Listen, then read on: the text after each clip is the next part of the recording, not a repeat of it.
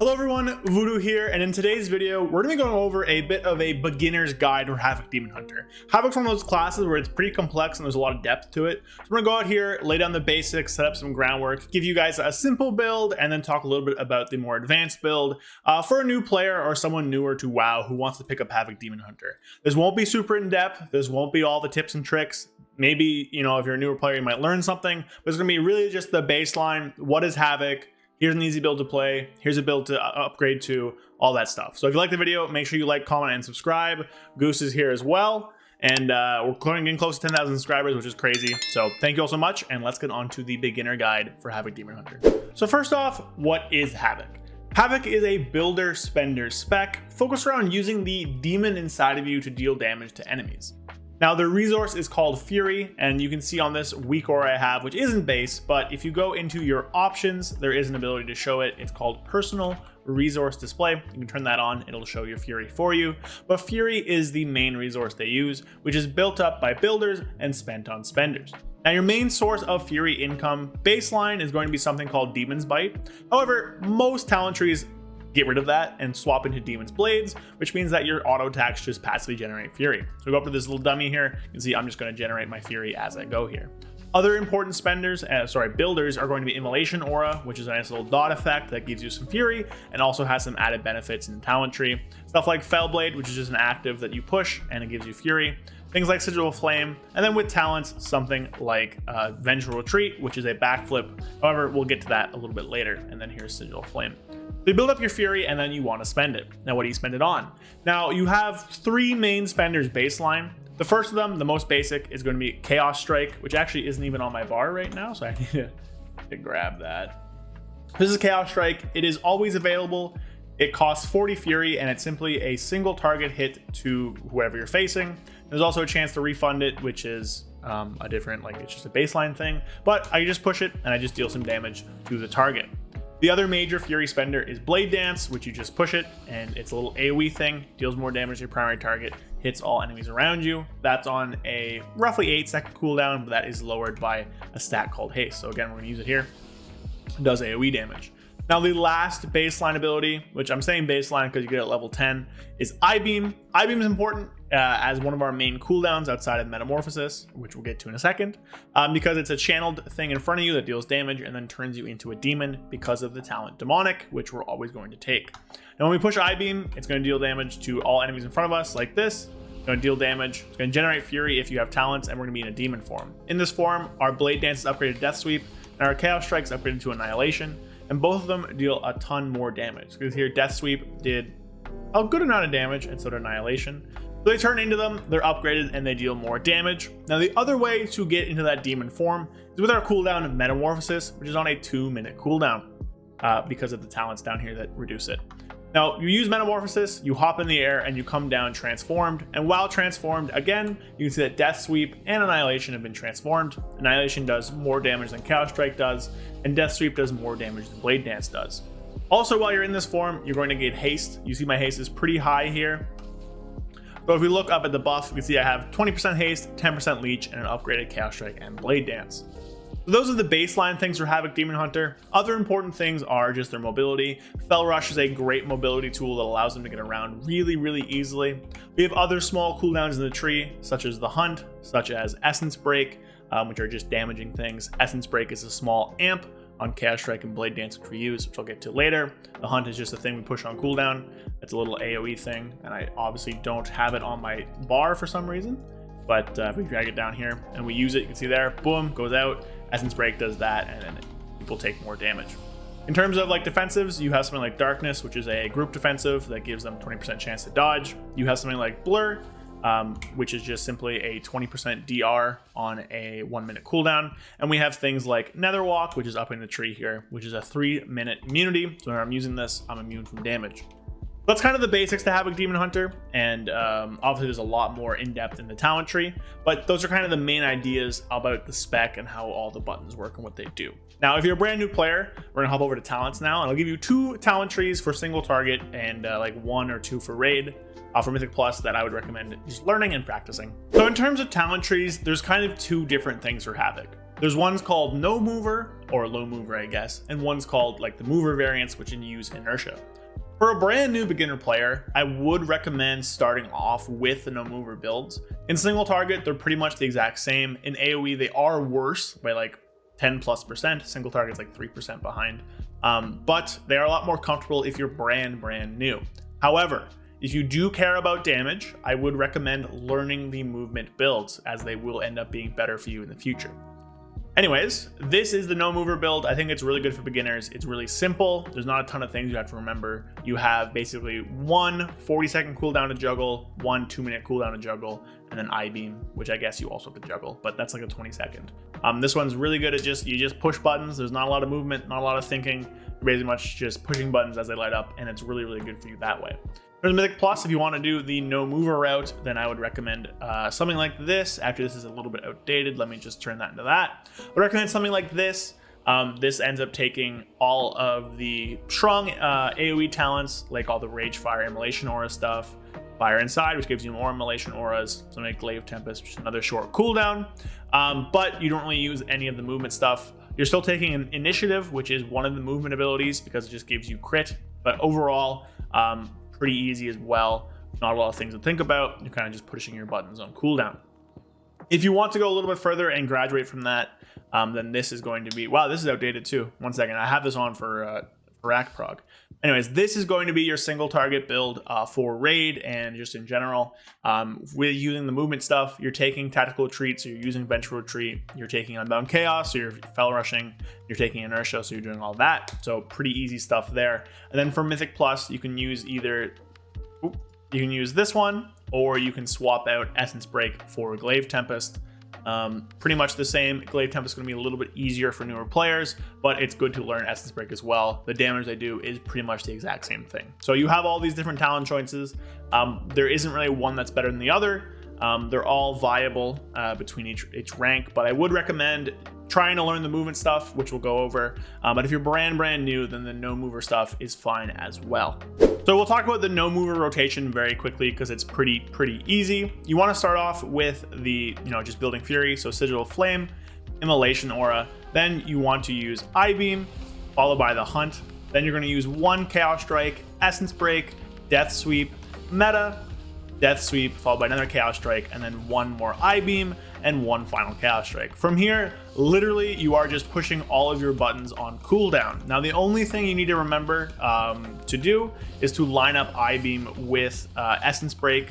Otherwise, you can just push the buttons as they light up. So Essence Break, you always want to be in demonic form, so either with Meta or with I-beam. Other than that, just go wild, use all your builders, use all your spenders, and just kind of push buttons as they line up. The other important thing, just so you don't waste procs, is that every time you use I-beam or Meta, you're going to end up entering demon form. So just make sure that you use a Chaos Strike first, and then that's about it. Whenever you enter demon form, you have a proc that just gives you more Chaos Strikes. So it gives you a bonus effect from Chaos Strike called Inner Demon. So just make sure you do that. But yeah, this build, very simple. You can see not a ton happening here. So if you're trying to learn Havoc, trying to focus on other things, this is very doable. Realistically, for the low mover AoE build, it's the same stuff. You're not really changing anything. The only addition is Glaive Tempest, which again, you want to just kind of use as often as possible. I don't have Chaos Strike or anything on my bar again because of I deleted some macros. So let me just re-add those. But it's gonna be the same stuff. So Sigil of Flame, Immolation Aura, Hunt Through, Immolation Aura again, because I got to reset. Glaive Tempest, I-beam, Annihilation, Essence Break, Death Sweep, Meta, Death Sweep, Annihilation, and then I'm just Chaos Striking. I'm using Immolation Aura basically on cooldown, and I'm just kind of sitting in the pack here, not really doing stuff. Now, if you want to backflip, it does give you a DPS increase, but it's pretty minor. It gives you the crit stuff, so you don't really need to do that, but you definitely can. Then as well, if you want to Fel Rush, it is more damage than a Chaos Strike. But realistically here again, I'm just pushing all my buttons. I'm lining up I-beam with Annihilation. I'm using Glaive Tempest on cooldown. I'm using the Hunt on cooldown. Really not hard to play this at all, and you do pretty alright damage. So one more thing I want to cover just before we get to all of the rotations for the movement build is just how to use the movement. So you have two movement abilities. You have Fel Rush, which looks like this, and you have Vengeful Retreat, which looks like this. and they both go about the same distance. See, so you should eventually get used to how far that distance is so you don't die. But realistically, I want to talk about how to best use the movement. So if we take this dummy as the boss, realistically, it's always best to rush through the boss whenever possible. Now, obviously that can be dangerous sometimes. You never want to do that. So you can imagine the boss as like a triangle, right? Boss is the middle of the triangle and you want to rush along the edges. I'll throw a picture up. But basically you can rush side to side like that, like that. Ooh, I got the bug. Sometimes if you hit an edge, you will go flying. But as long as you're not rushing like away from your target like this, then you're going to be in a good spot. The idea here is just to rush and move in a way so that you keep your uptime. The same is true with vengeful retreat. Whenever possible, you want to end up doing it through the target like this. Obviously a wall helps out, but even then on a boss sized enemy or a pack, you will vengeful retreat over it or through it and maintain uptime. But otherwise you can do so kind of side to side as well, kind of like a fel rush. Again, it's the same distance. Vengeful retreat just has a 20-second cooldown.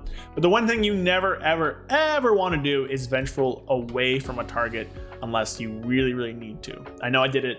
You'll see I do it at one point. It's just, it is what it is. But you can always fel rush back if you do that, or fel blade back. However, you definitely don't want to do it because fel rush and vengeful retreat share a small CD. So you will be wasting some time by doing so. But if you ever do it, no big deal. Just try to fel rush either side to side or vengeful retreat side to side, or through the boss, never away. For the movement-based builds, the rotations aren't that different. However, there is one major thing to incorporate, and of course that's the movement. But specifically, it's going to be vengeful retreat and inertia, which means fel rush. Now this is the best single target build, and again, I would recommend practicing it as it's going to be the best for you in the long run. But if you don't want to use movement, that's fine. You can stick to the no mover. But if you want to graduate, here's a little rotational primer for the movement based builds. So we're going to start off on this dummy here. Now, one thing to note is that initiative doesn't work on these dummies. So vengeful retreat won't reset it, but I'm going to do vengeful retreat generally at the point where you'd have to do it on pull. And we're gonna go with no lust, no resets or anything like that, and I'll talk through some changes afterwards. So start off with the sigil of flame, then an immolation aura followed by an eye beam. We're gonna fel blade, we're gonna hunt, then we're gonna fel rush, essence break, death sweep, backflip, meta, death sweep, and then another eye beam. From here on out, we're down to our opener, and we want to basically just be using all our remaining immolation aura fel rushes on death sweeps, the hunt, and blade dances. Important note here is that we always want to save one for essence break. So we can see here how I have 15 seconds left on my immolation aura cooldown, and I have 17 seconds left on my essence break. I'm going to hold this immolation aura here to save up for whenever this essence break is coming. Outside of that, you want to just use blade dance on cooldown. You want to make sure you're not overfilling on your fury. You want to use vengeful retreat on cooldown, use sigil of flame on cooldown, and basically everything else like that. It's pretty simple, and they all line up pretty reasonably together.